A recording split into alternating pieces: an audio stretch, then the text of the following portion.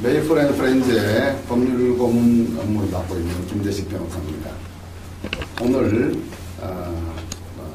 메이플 앤 프렌즈의 적법성 교육이라고 해야 할까요? 방문 판매법 그리고 건강기능식품에 관한 법률에 따라서 허위 과대 광고를 어떤 것이고 그걸 어떻게 막아야 할 것인가 교육에 오신 것을 대단히 환영합니다. 제가 말씀드리는 게 좀 딱딱할 거예요. 그 재밌는 강의가 아니고 원래 이건 또 재밌어서는 안 되는 강의라 분위기가 좀 딱딱할 텐데 그래도 이러한 교육 자료가 다른 곳에서 그러니까 지방에서라든지 다른 센터에서 똑같은 식으로 정확하게 전달이 되어야 여러분들이 적법성을 보장받을 수 있고 이 자료에 근거한 여러분들의 의무가 제대로 지켜져야 회사도 장기적으로 발전하고 여러분들의 수익도 장기적으로 발생할 수 있는 겁니다. 그래서 여러분들께 조금 딱딱하지만 이 교육을 오늘 제가 직접 와서 하게 됐습니다. 다음 우선 이 내용을 보면 방문 판매법, 방문 판매 등에 관한 법률인데 방문 판매법의 내용을 간단하게 소개를 드리고 그 다음에 건강기능식품에 관한 허위 과대 광고를 그 다음에 또 소개를 하고 이런 식으로 진행을 하겠습니다. 우선 다단계 판매를 말씀을 드리죠. 이 다단계 판매는 초기에 정보통신이 부족했을 경우에 이 제품을 생산했는데 제품을 소개할 길이 없어요. 그래서 회사 직원들이 다니면서 소개를 해요. 그러니까 가가하고 방문해서 가장 방문해서. 그런데 미국이라는 나라는 너무 크고 사람들도 너무너무 떨어져 있고 직원은 한정되어 있고 그러니까 가가하고 방문하는 것이 거의 불가능하죠. 그러다 보니까 각 지역의 판매원들이 자기 아는 사람들을 몇 사람 잘 소개할 사람을 구해가지고 팀을 만들었어요. 그래서 각 지역을 커버하게 됐죠. 근데 지금은 정보통신망이 잘 구축이 되어 있죠. 그렇다면 그런 초기에 광역화된 곳에서 발생한 다단계의 구조를 지금처럼 정보통신이 잘 완성되어 있는 구조에서 이 다단계 판매가 어떤 효과가 있고 앞으로 어떻게 하면 성공할 수 있는가 그 점에 대해서 말씀을 드리고자 합니다. 이 다단계 판매 구조는 기본적으로 광고비나 물류비나 인건비나 또는 점포를 가지고 있으려면 고정비가 필요하잖아요. 그런 비용을 최소화하는 거죠. 그걸 여러분들이 그 비용을 대신 세이브해주고 회사로서는 이익이 발생을 하고 그 비용 세이브한 것 중에서 여러분들이 노력한 만큼의 결과를 여러분들이 가져가고 여러분들의 팀들이 가져가서 팀이 공유한다 하는 구조로 생각하시면 되죠. 이 다단계를 말이죠. 그렇게 미국에서 들어오다 보니까 우리나라 처음 들어올 때 다단계 구조에 대해서 사람들은 수익을 생각했어요. 수익. 내가 밑에 사람만 많이 늘리면 난 가만히 있어도 수익이 자꾸 는다. 이런 다단계의 진짜 목적과 실질적인 성과에 대해서는 생각을 안 하고 다단계 하위 판매만 많이 늘리면 수익이 난 가만히 있어도 수익이 막 늘는구나. 이렇게 생각을 했어요. 그러다 보니까 수익 구조를 늘리는 데에 초점을 두다 보니까 제품이 진실하지 못하거나 또는 광고가 실제 광고한 내용과 실적 결과물이 다른 경우 그런 경우는 수익 구조가 무너지죠. 아무리 하위 판매율이 많아도 매출이 발생하지 않으면 수당이 발생할 수가 없지 않습니까? 말하자면 어떤 물건을 팔아야 그 물건에 들 물류비나 인건비나 광고비나 이런 세이브되는 것이 내 수익이 되는데 물론 이제 회사의 수익도 고정 수익은 있겠지만 회사 수익을 제외한 수익이 내 수익이 될 수 있는데 매출이 발생하지 않으면 아무런 말하자면 수익 구조가 기본이 없어진다는 거죠. 그래서 다단계 판매의 첫째 조건은 뭐냐 하면 제품 자체가 우수해야 되고 믿을 수 있어야 됩니다. 제품의 진실성과 신뢰성이 있어야 되고, 그 다음에 그 제품을 소개하는 회원들의 정보 제공이 진실해야 됩니다. 또 과거의 수익 구조에 얽매여가지고 내가 일하지 않고 내 밑에 사람들이 일하는 것으로 내가 수익을 얻겠다. 그런 사고를 이제는 가지지 말아야 됩니다. 초기에 다단계 판매업체들이 굉장히 많았는데 그 법제업체에 다 사라져가는 것들이, 그리고 다 불법으로 처벌된 것들이 뭐냐, 수익 구조에 너무 침착한 거예요. 수익 구조에만 침착하다 보니까 제품의 계속적인 우수한 제품을 공급한다는 노력, 또는 팀원의 정직한 노동의 대가를 얻겠다는 노력이 사라지고 사람만 자꾸 들린 거예요. 그런데 이 세상에 수익 구조가, 수요가 계속 증대하는 제품이라는 것도 없고 그런 사회도 없어요. 그러니까 매출이 증대하지 않으면 수익은 발생할 수 없다. 따라서 여러분들의 이제 기본적으로 다단계 판매에 협조하겠다고 오신 여러분들은 진실한 제품을 어떻게 정확하게 정보 제공을 해서 장기 수익을 발생하게 할 것인가, 그리고 내가 믿을 수 있는 사람을 팀원으로 어떻게 잘 관리해서 이 사람들이 실제로 믿을 수 있는 사람이어야 하고, 또 내가 말한 내용을 그대로 잘 전달해 줄 사람이어야 하고, 그래야 그 사람과 이익을 공유할 수 있는 거죠. 내가 관리할 수 없는 그 하위 회원들의 노력으로 내가 수익을 얻는다는 것은 생각은 포기를 해야 됩니다. 그러니까 내 노력으로 내 팀을 관리하는, 내가 매출하는 노력과 내 팀을 관리하는 내 노력에 대한 대가를 받는다. 그렇게 생각하시면 되겠습니다. 말씀이 조금 이제 처음 말씀을 좀 드렸죠. 이제 다단계 판매원이, 여러분들은 다단계 판매를 경험이 있으시거나 또는 경험이 없으시더라도 다단계 판매를 여러 매체를 통해서 많이 들으셨기 때문에 다단계 판매에 대해서는 그대로 하고, 그런 권유를 받았을 때 다단계 판매 업체라고 하는 곳도 실제로 다단계 판매업에 등록을 한 데가 있고 안 한 데가 있어요. 그러니까 방문 판매업 신고만 하고 다단계 판매 등록을 했다 하고 하는 사람도 있고, 그러니까 실제로 다단계 판매 등록을 했느냐, 이제 앞으로는 방문 판매업 등록 또는 방문 판매 신고만 하고 다단계 판매하는 것은 단속이 될 거예요. 그거는 그럴 수밖에 없는 게, 다단계 판매업자에게 대해서는 여러 가지 추가적인 의무가 엄격하게 적용되고 있는데, 방문 판매는 그게 약하거든요. 그러니까 방문 판매만 해놓고 다단계 판매를 이제 편법적으로 하려고 하는 조직들이 많고, 실제로 그런 방문 판매업자가 많이 있죠. 그래서 예전에는 다단계 판매라는 것에 대해서 초기에 다단계 판매업자들이 너무 수익 구조에 의존하다 보니까 불법적으로 그러는 게 많아가지고, 지금 현재 사실은 여러분들은 긍정적인 생각을 갖고 계시겠지만 일반인들이나 또는 수사기관이나 재판기관은 다단계 판매업 자체에 대해서 매우 부정적 시각을 갖고 있습니다. 이게 간단히 말하면 수요가 영원히 늘어나는 조직이 제품이 있을 수 없고, 수요가 영원히 늘어나는 조직도 있을 수 없다. 따라서 이거는 불법적인 수단을 쓰지 않으면 불가능한 조직이다 라고 하는 아주 단순한 논리가 있죠. 그 논리는 아까 말씀드린 바와 같이 우리는 그렇게 수익을 무한정 늘려서, 수요를 무한정 창출해서 수익을 무한정 늘리겠다는 것이 아니라, 내가 이 물건을 제대로 알려서 재구매를 성공시킴으로써 수익을 안정적으로 보장할 수 있고, 회사에서 부담하면 여러 비용을 내가 나누어서 부담해주고, 노력을 부담해주고, 그 이 수익을 일부 갖겠다는 그런 생각을 가지는 현재 상태에 이르러서는 다단계 판매 등록이 있는지, 그 등록에 따라서 그 업체가 제대로 의무를 이해하고 있는지를 판단하시면 되겠습니다.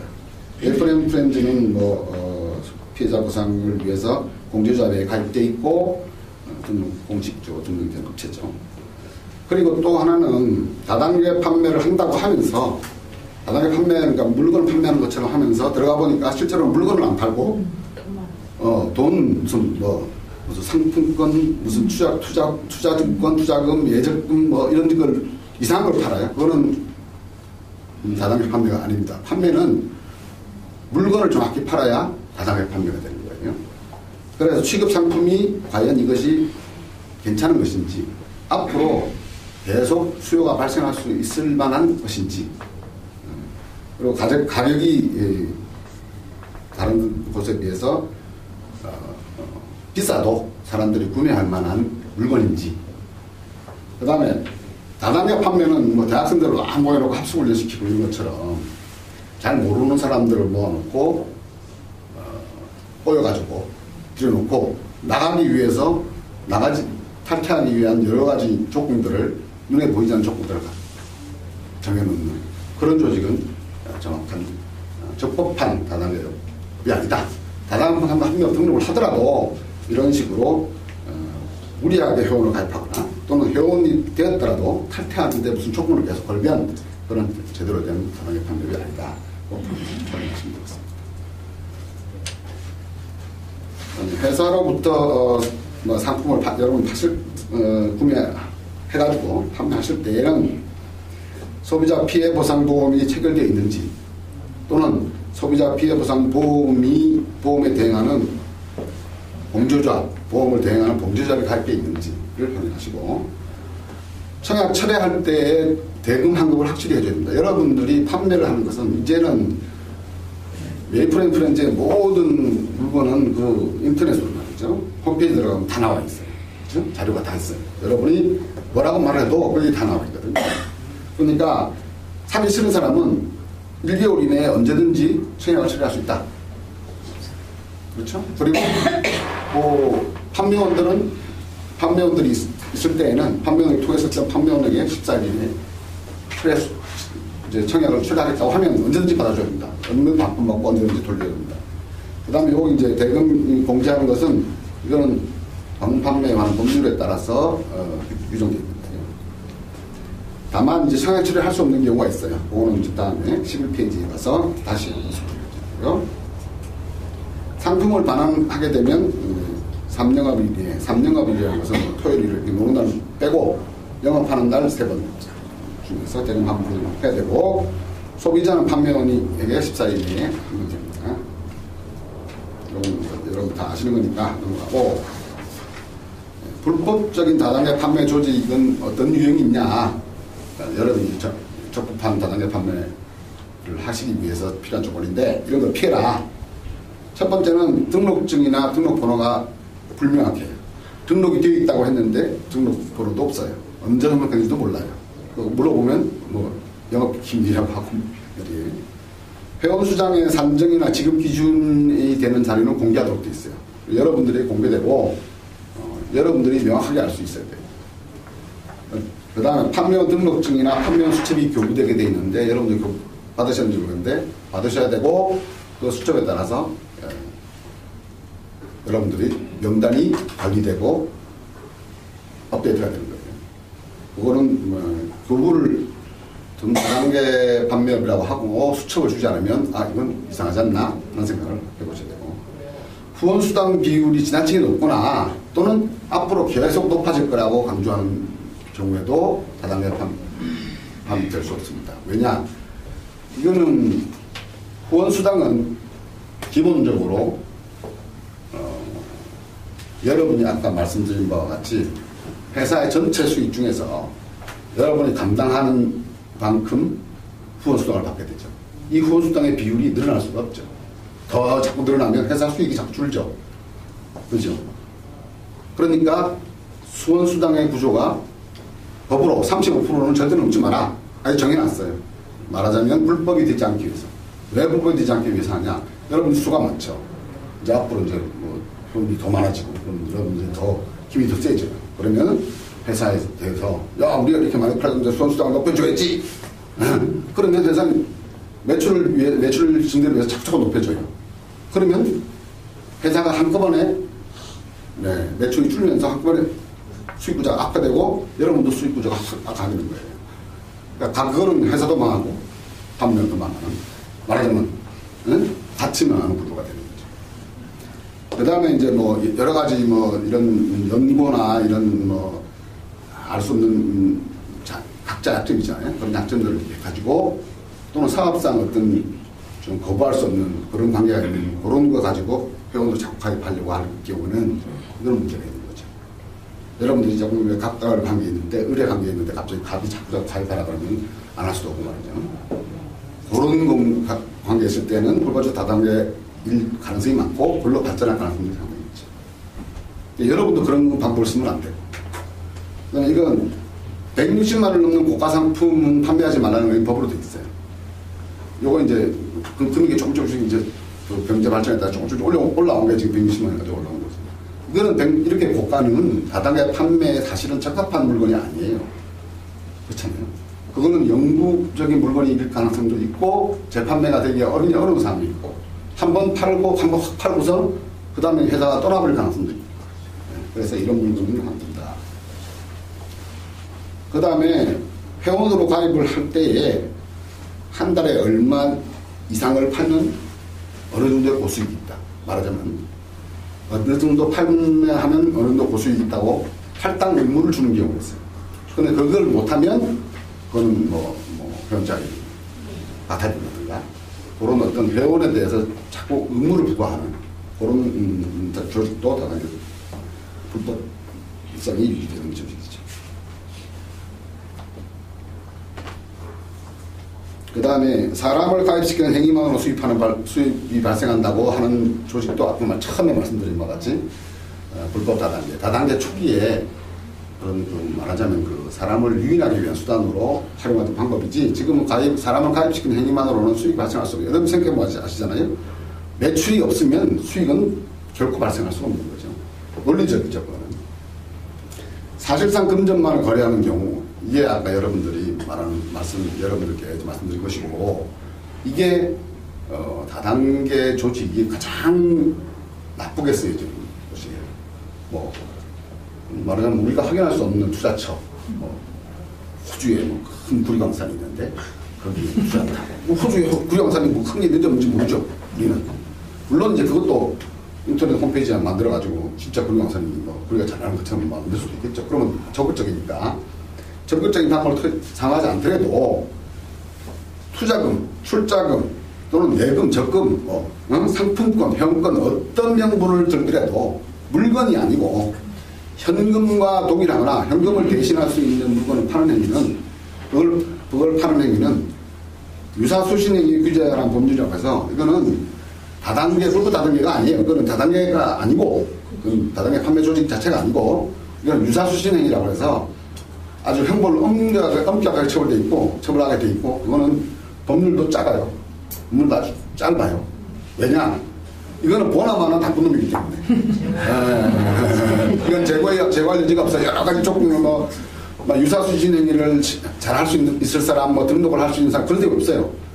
대부업체가 등록하지 않은 사람은 돈을 빌려고 받을 수도 없고, 투자업체가 등록되어 있지 않으면 안 되는 거거든요. 근데 그거 말고, 다단계 조직을 통해서 이런 식으로 하면 유사수신 행위에 규제하는 법률도 엄격하게 처벌하게 돼 있다. 따라서 여러분들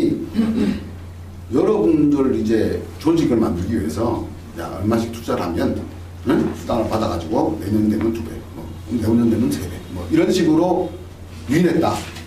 그건 여러분 회사와 아무 관계 없이 돈이 부족할 수도 있죠. 센터를 만들려면 또는 점포를 만들려면 또는 모일 수 있는 회의장을 만들려면 그러나 그런 모든 명분에도 불문하고 투자금을 받는 행위는 유사수신 행위입니다. 그래서 여러분 회사는 당연히 안 하겠지만 여러분도 그런 것을 혹시 유혹이 있다라도 하면 안 된다는 거죠. 그 자체로 처벌되니까. 그래서 결론적으로는 아까 말씀드린 바와 같이 불로소득을 주겠다고 하면 이거는 불법 다단계입니다.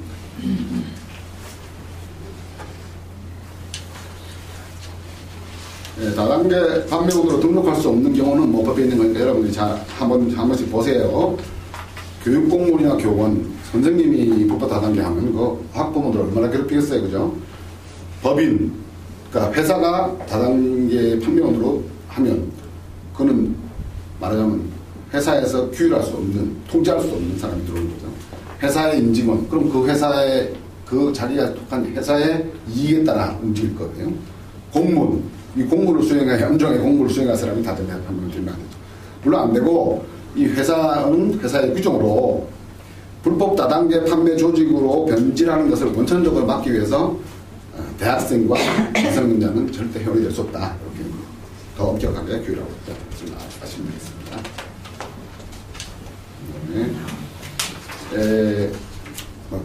다음으로 여러분들이 이제 앞으로 주의하셔야 될 점이 뭐냐.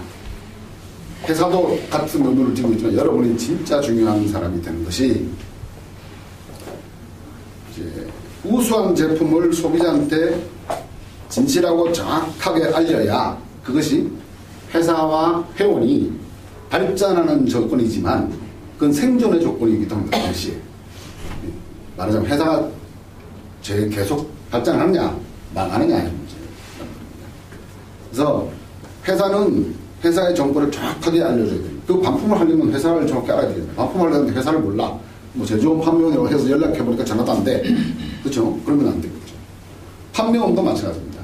여러분이 신뢰할 수 있는 사람을 통해서 판매하는 경우가 대부분이지만 여러분이 신뢰할 수 없는 사람을 통해서 판매할 경우에도 정확하게 정보를 제공을 해야 반품을 받을 수 있고 반품이 정확해야 회사가 신뢰를 받을 수 있는 거죠. 그 다음 계약서 작성 방법 여러분이 뭐 명쾌할 수 있다고 계약서도 제가 검토를 했지만 그에 따라서 정확히 작성하시고 청약 철회를 명확히 알려줘서 청약 철회가 기본적으로 잘 이루어질 수 있도록 하시고 상품의 정보는 여러분들이 받은 정보에다가 가감을 자의적으로 하지 마세요. 잘 모르는데 내가 여기다가 요 정도 더 붙여야 판매를 할 것 같다. 좀 더 붙이고 이런 거는 하시면 안 된다. 제품이 좋으면 그렇게 객관적인 지시를 알려주는 것 자체가 신뢰할 수 있는 사람이 되는 거지 내용을 과장한다고 해서 제품이 좋아지는 건 아니죠. 청약 철회 방법은 여러분들이 뭐 아까 처음에 말씀드렸죠. 그래서 소비자는 1차로 판매원에게 여러분들에게 청약 철회를 할 것이고 여러분들은 다시 또 회사에 대해서 청약 철회를 할 수 있습니다. 소비자는 여러분들에게 14일 이내, 여러분들은 회사에 1개월 이내, 그리고 3개월까지는 청약 철회를 할 수 있고 그에 따라서 2개월 이후에는 비용이 공제되죠. 그런데 청약 철회가 이게 또 법률에서도 상당히 많은 긴 부분을 차지하고 있어요. 그게 뭐냐면 인류 기업의 조건은 인류 서비스를 제공하느냐 안 하느냐에 달렸어요.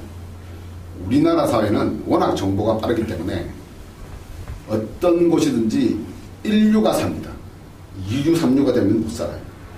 2류가 3류가 되면 2류, 3류로 그냥 인류 뒤에 쫓아갈 수 있냐? 그건 아니고 2류, 3류가 되면 도태가 되는 거예요. 인류한테 밀리는 거죠. 그래서 기업이 되려면 인류 서비스를 제공해야 되고 인류 서비스를 제공을 해야 장기 수익이 발생하는 거고 발전할 수 있죠. 여러분들의 서비스 정신과 진실성이 청약 철회에서 특히 필요합니다. 청약 철회를 할 수 없는 경우는 이것도 역시 법률에 써 있는데 이게 뭐 한번 뜯은 거 또 반품해달라든가 이거는 그 디스켓에 넣어가지고 정보인데 그 디스켓을 뜯어가지고 어디다가 복사했을지도 모르는데 뜯어가지고 바꿔달라든가 이러면 회사로서는 손해를 볼 수는 없죠. 회사가 명백히 손해볼 수 있는 경우를 여기 써놓은 거예요. 뭐 이제 소비자가 뭐 망가졌다든가 잃어버렸다든가 잃어버렸는데 자기가 사가지고 멀쩡한 걸 사갖고 집에 가다가 뭐 소매치기 당했다. 그거는 지가 잘못한 거니까 일부 사용에 관한 가치가 감소되거나 이런 여러 가지 이제 있죠. 복제가 가능한 아까 말씀드린 정보를 담았는데 그 정보를 담은 그 자체를 반납해달라. 그러면 뜯었는데 그 정보는 복사됐을 가능성이 아주 무거운 거죠. 그러니까 이미 가치는 다 갖고 근데 거기 반품을 하는 것이고. 그리고 개별적으로 자기가 주문해가지고 그걸 반품해달라고 하면 그거는 그 사람에게는 소용되는 거잖아요. 그러니까 다만 여기에 이제 회원들이 반품이 안 되는 경우가 두 가지가 있습니다. 회원이 실적을 늘리기 위해서 물건을 사가지고 다른 데 판매를 하지 않고 자기가 사는 경우에는 재고로 갖다 쌓아놔요. 그런 경우가 이거는 반품이 안 되는 겁니다. 여러분이 쌓아놓으면 안 돼요. 그러니까 다른 수요가 발생하지 않으면 여러분이 쌓아놓으면 그게 옛날에 수익 구조만 강조할 때는 물건이 많으면 자꾸 수익이 늘을 것처럼 보이지만 실제로는 그 이상 매출이 발생하지 않는 거랑 똑같으니까. 오늘 저거가 많이 보유하고 있을 경우에 반품이 되려면 그거는 곤란하죠. 그 다음에, 여러분도 마찬가지로 재화를 손상한 경우는 역시 마찬가지겠죠. 근데 아셔야 될 게 재고를 과다하게 보유하시면 안 된다. 청약철의 효과나 비용 공제 부분에서는 법에 있는 부분이니까 아까 말씀드린 바와 같이 회사가 손해볼 수는 없죠. 그러니까 그 부분은 비용을 공제하고 반품을 주는 것입니다. 2개월 경과하면 반품이 비용을 공제하게 된다. 그거를 소비자에게 정확히 알려주는 필요가 있죠. 그러니까 소비자는 한 달 이내에만 14일 이내에 알려서 한 달 이내에만 반품은 전액을 받을 수 있다. 그 점만 정확히 알려주시면 되겠습니다. 예, 그 다음에 오늘 교육의 이제 핵심에 관련된 부분이라고 할 수 있는데, 판매원들이 해서는 안 되는 행위, 그거는, 방문 판매 등에 관한 법률에 엄격하게 규정을 해놓고, 이것이 다 징역형벌로 처벌되도록 한 거예요. 이거는 과태료를 내거나 이런 게 아니라 전부 징역형이에요. 여러분도 이걸 정확히 아셔야 됩니다. 그 효과를 회사도 같이 보게 됩니다. 그러니까 여러분들의 문제일 뿐 아니라 회사의 문제라고 생각하시고, 처벌되도록, 형벌로 처벌될 때 있고, 이 행위는 말이죠. 실제로는 형법상 다른 범죄를 다 구성할 수 있는 가능성이 있는 것들만 하는 거예요. 계약을 강요한다든가, 청약처리를 강요한다든가, 하기 위해서 위력을 하면 겁을 준다든가, 그럼 형법상 강요죄가 되면 협박죄가 되면 다 돼요. 물론 이것만 아니라 그 자체가 법적인 거죠. 그 다음에 사업이나 수입이나 제품 소위 가장된 사실로 기만하는 행위. 이거는, 적극적인 아주 사소한 것이라도 적극적으로 속이면 그건 사기죄의 명백한 근거가 됩니다. 그러니까 이게 사기죄를 명백히 구성하는 죄가 안 된다 하더라도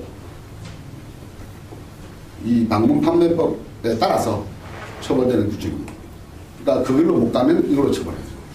그러니까 어차피 거짓말을 적극적으로 하게 되면 큰 거는 사기죄로 가고 적은 거는 방판법 위반으로 가게 됩니다.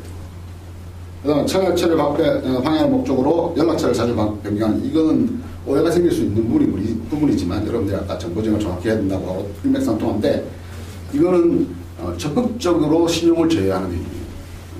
그래서 회사에서도 마이너스고 본인에게도 장기적으로는 마이너스 될 수밖에 없는 거고, 이런 행위가 드러나면 물론 당연히 방파법 위반으로 징역형을 받게 됩니다. 상대방의 청약 없이 강매하거나 판매하는 행위도 역시 강요죄에 해당되고, 이것이 강하면 강요죄, 적으면 사회적 신분을 이용하여 하위 판매에 강매하는 행위가 당연히 강요죄가 되게 될 것이고, 그것은 방파법에도 그대로 규정돼서 적용되는 거죠. 본인의 의사에 반하여 각 교육회와 합족을 강요하는 행위도 강요죄고, 판매원을 회사 직원으로 오인하도록 하는 행위는 이런 적극적인 행위입니다. 그래서 회사에 사기죄가 성립할 가능성이 높죠. 근데 판매원 스스로 회사 직원이라고 이렇게 하는 경우는 회사는 모르죠. 그렇죠. 근데 자기가 회사 직원이다. 회사 직원 명함 파가지고 안 되는 거죠. 여러분 사업자니까 사업자의 긍지를 가지고 직원으로 오인하도록 하면 적극적인 행위는 조그만 거라도 하면 안 된다. 적극적인 기망행위죠. 까지 이제 방판법에 대해서 살펴봤습니다. 방판법은 여러분들 개요를 대충 아시는 거니까. 그다음 말씀드릴 것은, 방판법에도 허위 과대 광고를 금지하고 있지만 여러분이 판매하고 있는 건강기능식품에도 과대 광고를 처벌하는 규정이 따로 있습니다. 그리고 이 과대 광고를 하면서 약과 비슷하다고 선전하면 그건 약사법에도 또 걸립니다. 그래서 허위 과대 광고는 어디로 가나 피할 수가 없게 돼 있죠. 방판법에도 걸리고 건강기능식품에도 걸려가 약국으로 걸리고. 보시죠. 건강기능식품에 관한 법률에 보면 허위 과대의 표시를 하거나 광고를 금지하게 되어 있죠. 건강기능식품이나 식품은 약품과 구별되는 개념입니다.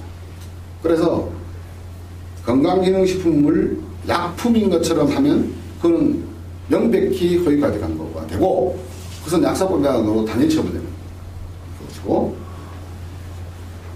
그러니까 약품이라는 것은 뭐냐? 특정 질병 이름을 말하면 그건 약품이 됩니다. 병 이름, 무슨 증, 뭐 말하자면, 그러니까 말하는 고혈압에 좋다. 고혈압도 그건 진단명이 될 수 있죠. 그렇지. 이름, 병 이름, 거기에 들어가면 무슨 증, 무슨 병, 요렇게 들어가면 안 된다는 거예요. 듣지 말라는 거. 혈압 나가, 혈액순환, 뭐 이런 거는 사용할 수 있는 방법이지만 병 이름을 쓰면 안 된다. 병 이름은 그거는 왜냐? 그 병에 합당한 약품이라고 하는 오해를 일으킵니다. 맞는 거는 기능만 나중에 나와요. 기능과 성능에 대해서만 소개하면 됩니다. 따라서 특정 질병 이름을 사용해서는 안 된다. 의약품과 혼동할 우려가 있는 내용의 표시 광고가 바로 그 말을 말하는 거죠. 이게 고혈압이 제일 지금 이제 이슈인데, 여기가 경계선이에요 지금. 그 다음에 아까 적극적인, 아주 사소한 것이라도 적극적인 기망을 하지 말라고 했는데, 허위 체험기를 기재하면 안 됩니다. 허위 체험기를 발표하게 하거나 허위 체험기를 기재해서 광고하면 안 됩니다. 그러니까 여러분이 좀 급해도 여러분 스스로 뭐 체험한 것처럼 막 이렇게 하면 안 돼요. 허위 체험기는 아주 사소한 거지만 적극적 기망에 속합니다. 이거는 바로 검증이 가능하기 때문에. 이런 뭐 허위나 과대 광고는 회사나 여러분들의 장기 발전에 절대 플러스가 될 수가 없어요. 결국 여러분 길게 사시는 거고, 들은 사람도 길게 살아요. 그죠? 그러니까 이 사람이 한 3년 이후에 그 얘기를 하면, 그죠? 이미 다, 내용은 다 사실은 이미 3년 전에 정해갖고, 3년 후에 그 얘기하면 후회봐도 소용이 없어요. 아주 조그만 것이라도 적극적으로 기망행위를 했을 경우에는 3년 후, 5년 후에라도 바뀌어질 수 있는 거예요.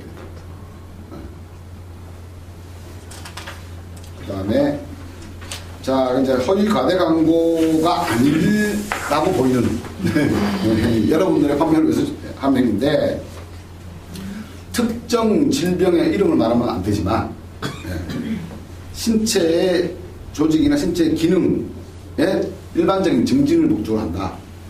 그렇죠? 혈액순환을 또는 체력 유지에 도움이 된다. 또 다이어트에 도움이 된다. 그죠? 아니면 수험생 건강, 뇌 건강에 도움이 된다. 이런 경우도 다 있잖아요. 그러니까 특정 질병 이름만 얘기 안 하면 됩니다. 당뇨 얘기하면 안 돼요. 당뇨는 그거는 증세 이름이 아니에요. 병이에요. 병이에요. 그 다음에 이미 공인되어 있는 사실, 이 제품에 대해서 공인되어 있어 이 제품에 이미 써 있는 사실, 그건 상관없어요. 그 다음에 이 제품에 이미 건강 영양을 위해서 표시된 성분 말하는 거 상관없고, 그 성분이 일반적인 건강에 어떤 작용을 하느냐도 상관이 없습니다. 그 다음에 요거 이제 가장 적합하다고 생각되는 섭취 방법이나 섭취량을 구체적으로 말씀해 주시는 것도 아무 문제 없어요. 질병명만 얘기하는 겁니다. 적응되는 질병명을 구체적으로 딱딱 찍어내는 거는 절대. 그거는 여러분 표시도 안 해야 되지만 말도 하면 안 돼요. 아시겠죠? 너무 이제 안 된다 하니까, 그럼 어떻게 팔아라는 거야? 근데 그 제품의 소개에 여러분들이 딱 얘기하기 좋게 소개돼 있어요. 그리고 앞으로 계획도 그렇게 할 것이고, 자료가 다, 여러분이 딱 소개하기 좋은 자료가 다 나옵니다. 거기에 묻히지 말라는 거예요. 더 이상 특정 이름을, 질병 이름을 자꾸 자기 마음대로, 이게 좋으면 이게 좋겠지, 뭐 이래서 마음대로 막 붙이지 말라는 거예요. 추가를 하면 안 된다, 병명은. 절대로, 붙이지도 안 되지만 거기다가 추가하면 적극적인 거짓말이 됩니다. 그거는 나중에 여러분 발목을 잡게 되죠. 이제 허위 가압의 광고의 단속 대상은 뭐 쭉 매체를 이용한 광고 매체를 이용한 여러 가지가 있지만 거기다가 본인이 구두로 말한 거 다 포함됩니다. 그러니까 말로 한 것도 상대방이 들었다고 주장하면 난 안 했다. 실제로 안 했을 경우에도 상대방이 들었다고 하면 그런 말 안 했다는 걸 적극적으로 입증을 해야 되는데 안 했다는 걸 입증하기는 어렵죠. 그건 뭐지? 그런데 매출이 말이죠. 매출이 어느 정도 늘지 않는다. 그러면 그거를 꼬투리를 걸기 위해서 거짓말을 하는 사람이 있어요. 그러니까 만약에 1년에 뭐 500만 원어치 물건을 사면 2년 후에 수당만 1,000만 원이 된다. 뭐 3년 후에 수당이 2,000만 원이 된다. 이렇게 약속을 했다. 그렇게 고소를 해요. 당합니다. 그럼 나 그런 말 한 적이 없다는 거 어떻게 입증합니까? 그때 여러분이 회사에서부터 받은 자료, 교육 자료, 그리고 여러분이 그걸 전달한 자료, 이런 것이 다 여러분들에게 근거되는 거예요. 야, 이렇게 교육받았는데 내가 그 거짓말 하겠냐? 그런 거짓말을 할 수가 어디 있냐? 그리고 돈을 출자받는 행위는 절대 하지 말라고 교육받았는데 내가 그런 말 하겠냐? 그런 자료가 되니까 여러분들이 받은 교육 자료도 보시고 이 교육 자료를 전파하실 때 정확하게 전파를 해야 됩니다. 그러니까 여러분이 덧붙이면 안 돼요. 여러분의 각자 사정이 있을 거 아닙니까? 하위 판매원들에 대한 또 각자 사정이 있잖아요. 거기다가 좀 더 붙이면 좀 더 붙인 것 중에 아차실수해서 적극적인 거짓말이 포함되면 안 되기 때문에 받은 자료를 정확하게 전달하는 책임은 여러분의 책임입니다. 회사로부터 받은 자료를 정확하게 전달하는 여러분들의 책임이고 나중에 그렇게 허위로 거짓말로 안 했던 얘기도 막 했다고 주장하는 사람이 나타날 경우를 대비해서 특히 자료를 남겨놔야 돼요. 여러분이 교육을 했으면 교육한 자료를 남겨놔야 돼요. 네, 판매 증진을 위해서 내가 회사로부터 받은 교육 자료는 이건데 나는 다른 사람에 비해서 지금 뭐 수익 매출을 별로 못 올렸어요. 급하잖아요. 거기다가 일시적으로 뭐 마음이 급하니까 추가를 뭘 하는 거예요. 일시적인 허위나 과대광고를 하게 되면 그게 쓱 넘어갈 것 같잖아요. 말로 했으니까 또. 근데 사람들은 그렇지 않다는 거예요. 들은 사람이. 그리고 여러분들이 쭉 살아오면서 아시겠지만 내가 공부 잘하고 그러던 사람은 공부 못한 사람들 기억 못해요. 그리고 내가 남 때린 사람은 맞은 사람은 기억 못해요. 그런데 2등 하거나 3등 하거나 또는 그 공부 못한다고 몇시 받았던 사람들 또는 맞은 사람들은 때린 사람이나 잘한 사람이 잘못한 거를 끝까지 기억해요. 뭐 그런 속성이 있습니다. 거기다가 그게 기억이 자꾸 이제 같은 일이 반복되다 보면 과장이 돼요. 기억도 과장이 돼요. 그래서 내가 말한 거에 덧붙여가지고 큰 거짓말을 한 걸로 이제 나중에 거꾸로 덮여요. 한꺼번에. 그래서 한꺼번에 한 경우에 그 중에 일부가 사실로 드러나면 결국은 다 덮였을 수밖에 없는 상황이에요. 안 했다는 걸 입증하는 건 무지 어려워요. 그러니까 따라서 일시적인 어떤 그걸 곤란을 방지하기 위해서 살짝 허위 광고를 넣으면 장기적으로는 여러분들의 장기 수익에 방해가 되는 게 명백하고 신뢰성도 떨어지죠. 그리고 회사에도 도움이 하나도 안 돼요. 그래서 이 제품에 관해서 또는 효능에 관해서 회사에서 받은 자료에다가 여러분들이 살짝 넘어간다고 말로 좀 더 붙이는 거 이런 거는 되도록이면 안 하시는 게 좋죠. 근데 뭐 기록 남는 것도 아니까 하니까 살짝 하는 것도 판매 방법이죠. 그 말을 들으면 안 돼요. 여기는 아주 예민한 부분이죠. 이게 건강기능식품 따라서 약품과 경계가 아주 명확하고 엄벌하게 되어 있는 그런 규정인데다가 이런 기능식품이 다단계라는 불법의 소지가 아주 많은 다단계에 얹히기 때문에 지금 두 개의 위험구역을 지나가야 되는 거거든요. 그러니까 여러분이 조심해서 오늘 받은 교육에 따라서 양쪽 경계를 잘 확인하고 경계를 벗어나지 않는 범위 내에서 판매를 하시고 그렇게 하셔야 여러분도 오래 볼 수 있고 또 소비자도 여러분을 신뢰하게 됩니다. 그러니까 요새는 이 말 잘한다고 해서 안 속아 넘어가는 사람들이 다 우기려고 합니다. 뒤로 와서. 그러니까 말 잘하고 이런 사람은 자기는 굉장히 말 잘하고 해서 많이 팔린 걸로 생각하고 딱 돌아왔는데 사람들이 아유 쟤 맨날 뻥이냐 이렇게 돼버리니까. 그러니까 뻥치는 사람은 다 알아요 사람들. 근데 이 사람은 말을 하면 정확하다. 그리고 야 그러면 뭐 이런 것도 되겠네 이랬을 때 아 그거는 몰라. 그건 내가 정확히 못 들었어. 그게 여러분의 신뢰를 주는 거지. 그것도 될걸 뭐 이런 거는 잘 모르면서도 그것도 될걸 이런 건 아니에요. 그 다음에 이제 마지막으로는 이런 허위 과대광고 관련해서 자체 교육 교재를 제작할 때에는 본사하고 협의하세요. 자체 교육 교재를 자기 마음대로 제작하는 것은 바람직하잖아요. 여러분 어떤 이제 학구 조직을 갖게 될지는 알 수 없지만 그런 거는 기록에 남습니다. 기록에 남으면 여러분은 그 기록을 한번 쭉 놀아주고 이제 자기는 지났어요. 그리고 그 기록은 자기가 있지도 않아요. 근데 한 5년 뒤에 그 사람 어떤 사람이 들고 와요. 이거 그때 놀아준 거라고. 무슨 말인지 아시겠죠? 맞은 사람은 안다니까요. 그래서 자체 교육교재를 만들 때는 꼭 필요할 때는 회사 본사의 검토를 받아가지고 만드시고 되도록이면 자체 교육교재를 스스로 제작하는 건 자제해달라. 그리고 그런 교육을 만들 때는 본사에 협의도 하셔야 되고 엄격한 동질성이 유지가 되어야 되는 것을 전체적으로 제가 자꾸 이렇게 너무 엄격한 뭐 이렇게 감투만 하고 해서 불안해하실 것 같은데 제품이 좋은 제품이라고 하는 신뢰가 드시면 그 제품이 스스로 발생시키는 수요에 여러분들의 수익이 달리는 것이고 그리고 그 제품을 정확히 알림으로써 그 제품이 발생하는 수요에 여러분들의 수익을 의존할 수가 있는 거지. 제품이 좀 신통찮은데 신통한 것처럼 뻥을 친다거나 그러면 안 됩니다.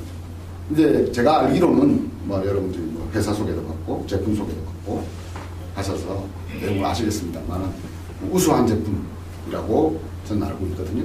그리고 그 우수한 제품이 계속 추가로 지금 있는 제품 말고 추가로 계속 공급이 될 예정이니까 수요가 계속 늘 수가 있겠죠. 그리고 재구매는 진실성이 담보되지 않으면 재구매가 안 일어납니다. 먹어본 사람 실제로 좋아야 되죠. 요새 주식시장 뭐 지금 막 떨어지고 있어서 주식 하시고 싶은 하신 분들 정신이 없겠지만 주식시장도 마찬가지예요.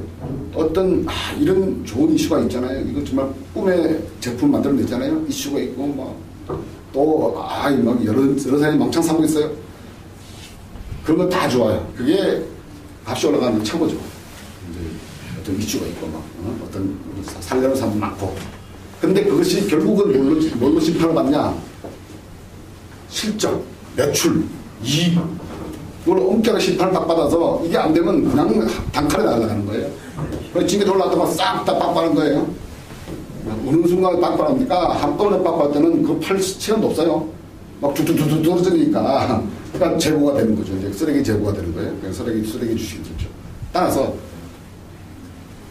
믿을 수 있는 제품, 실적이 있는 물건, 실적이 있는 회사가 필요하고 그 실적을 낼 수 있는 회사를 여러분이 판단하는 능력이 여러분들에게 있는 거죠. 괜히 뭐 그럴듯하긴 한데 나도 잘 못 믿겠는 거를 론칭하면 안 돼요.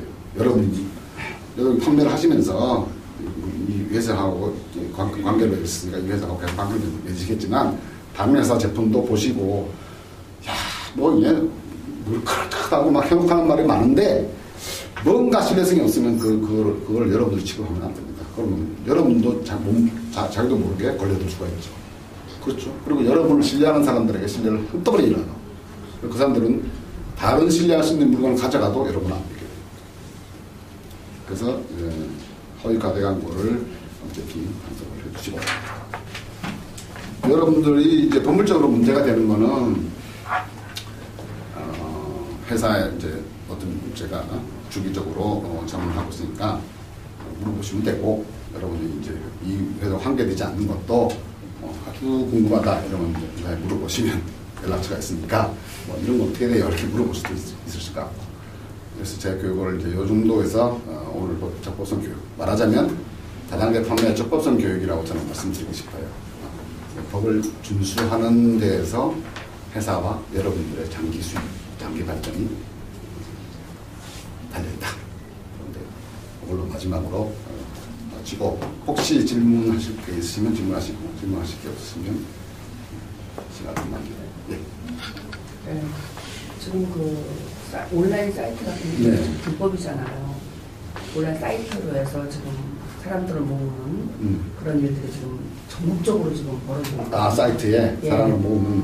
물건이 아닌 그 네. 사이트들 네. 해외에서 네. 예, 그런 것들이 지금 굉장히 피해를 많이 입히고 예. 있는데 예, 법적으로 그런 제재가 들어간다 하면서도 그거를 지금 잘 방치돼 있잖아요. 근데 실질적으로 이렇게 정확하게 하는 저희 같은 사람들이 이제 손해를 피해를 입는 거죠. 회사도 네. 그런 사람이 지금 유연하게 그런 법적으로 유사수신행위는요. 예. 지금 여러분은 잘 모르시지만 경찰도 그렇고 검찰도 그렇고 특수수사를 담당하는 인지수사를 담당하는 부서가 있어요. 그 사람들은 정보를 모으죠. 그러니까 여러분이 말을 안 하고 누가 고소를 안 해도 정보를 모아요. 그래서 그걸 싹 모아서 어느 순간에 그러니까 그냥 말하자면 처음 시작하자마자 가서 이건 그러면 되니? 그러면 안 하면 이제 아무 소용이 없으니까 할 때까지 어느 정도 결과가 나타날 때까지 쭉 추적을 해요.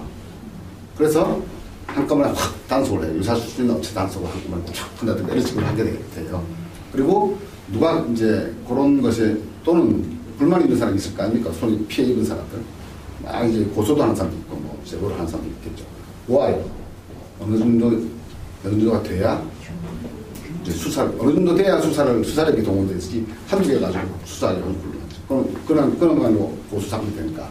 그런데 이런 투자금이나 또는 뭐 어떤 판매 구조를 갖춘 것처럼 말하자면 판매 구조를 갖춘 것처럼 해놓고 회원권 또는 입점권 이런 여러 가지 현금으로 평가 가능한 걸 상의해놓고 거기 수익을 주겠다. 이러면 다 안 되는 것이다. 여러분들이 그렇게 생각하십니다. 여러분은 그렇게 안 하시겠지만 그런 거에 속지도 말아야 돼요. 뭐 만약에 그러니까 외국의 무슨 방산 이게 최고 많은데 그건 딱 여러분 딱 듣지 마요. 외국의 최고 방산 그건 무조건 유사수준이다. 이건 불법이다. 이 자체로 불법이다. 그게 있든 없든 수익이 나든 말든 간에. 그리고 실제로 그렇게 여러분들을 모을 정도의 그런 게 있으면 투자하는 사람들이 있어요. 실제로 그 펀딩 안 하고도 그 사람들이 다 세계를 다니면서 해요. 지금 각 대기업체에 그 자원만 하는 사람들이 팀이 꽉 차 있어요. 그런 사람들이 안 했는데 대기업은 있는 사람들이 정보 하나도 없는데 지만 안다? 그런 거는 존재할 수가 없는 거죠. 그러니까 여러분들이 만약에 그게 나오면 이거는 어떤 놈이 사기를 치고 이놈도 죽겠구나 하는 걸 알아야 돼요. 금방은 다 축적이 됩니다. 특히 이제 유사수신행위는 단속하기도 쉽고 정보 모으기도 간단하기 때문에 축적을 쫙 해놓고 있죠. 그래서 다만 이제 이런 선거 대선 앞두고 이런 거 갑자기 대대적으로 하면 세상이 시끄러우니까 이제 대선 끝나고 나면 막 이제 수사기관들이 너도나도 막 수사하기 시작할 거예요. 각자 자기가 이제 열심히 잘한다면 또 보여줘야 됩니다. 자, 또 질문을 내년에 상장되어질 예정인데 주식을 그때 되면 한 10배, 5만 원 정도 오르니까 지금 현재는 5천 원이다. 내년 상장된다. 이런 거는요? 아니 상장될 회사도 실제로 상장을 앞두고 있는 회사는 이제 수익이 많이 늘어서 이제 드디어 비상장으로 견디기 어려울 정도로 이제 몸뚱이 커지면 상장하면 수익이 늘겠죠. 상장되면 수익이 늘죠. 안 했을 때는 사기네요. 그렇죠. 대화지만 괜찮아요? 아니 그게 아니라 요새 그런데 그런 게 되게 많거든요. 상장한다 이런 거는 여러분들한테까지 와서 얘기한다 그러면 그건 아니에요. 그런 사기지. 그렇지. 여기 벌써 신문에 나면 주식값 떨어진 거하고 똑같아요. 그러니까 여러분들까지 와서 상장이 된다 그러면 그건 말이 안 돼요. 그건 상장하는 회사는 증권회사에서 다 알아요. 자, 감사합니다.